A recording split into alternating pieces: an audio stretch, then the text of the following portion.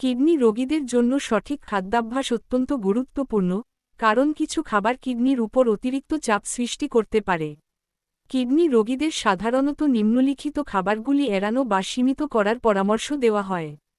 ১. উচ্চ সোডিয়ামযুক্ত খাবার, লবণ, প্রক্রিয়াজাত ও প্যাকেটজাত খাবার, chips, crackers, instant noodles, ক্যান্ড soup, soya sauce, fast food, আচার, ডালডা, পনির, সসেজ, বেকন।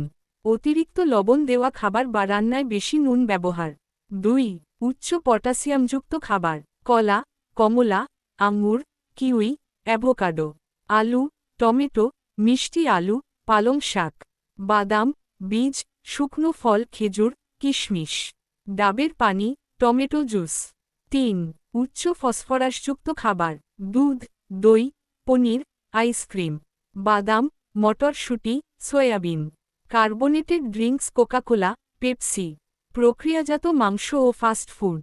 ৪. উচ্চ প্রোটিনযুক্ত খাবার প্রয়োজনের অতিরিক্ত, রেড মিট, গরু, খাসির মাংস, ডিমের কুসুম, সামুদ্রিক মাছ অতিরিক্ত পরিমাণে, প্রোটিন শেক বা সাপ্লিমেন্ট ডাক্তারের পরামর্শ ছাড়া।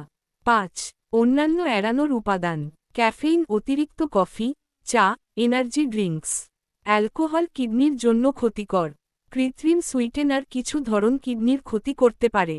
মনে রাখবেন, কিডনি রোগের ধরন ও